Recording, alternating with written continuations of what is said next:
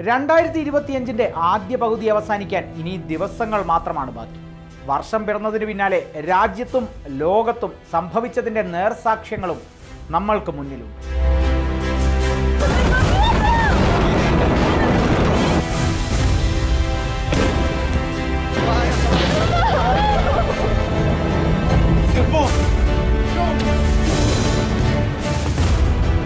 എന്തുകൊണ്ട് ഈ ദുരന്തങ്ങളെല്ലാം 2025?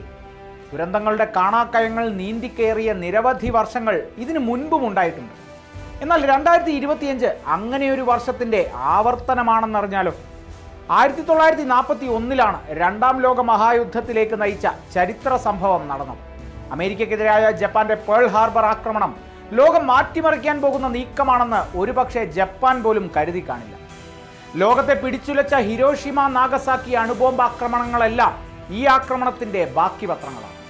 അങ്ങനെയെങ്കിൽ ഒന്നാം ലോക മഹായുദ്ധത്തിന് ശേഷം വിനാശം വീണ്ടും പിറന്ന 1941 തന്നെയാണ് ഈ വർഷവും എന്നതാണ് പറഞ്ഞു വരുന്നത്. നമ്മൾ ഉപയോഗിച്ചു വരുന്ന ഗ്രിഗോറിയൻ കലണ്ടർ പ്രകാരം 1941 എന്ന വർഷത്തിലെയും 2025 എന്ന വർഷത്തിലെയും തീയതികൾ എത്തിച്ചേരുക ഒരേ ദിവസങ്ങളിലാണ്. 2025 ജൂൺ 18 ബുധനാഴ്ചയാണെങ്കിൽ 1941 ജൂൺ 18 ബുധനാഴ്ചയാണ്. വർഷത്തിലെ എല്ലാ ദിവസവും അങ്ങനെ തന്നെ.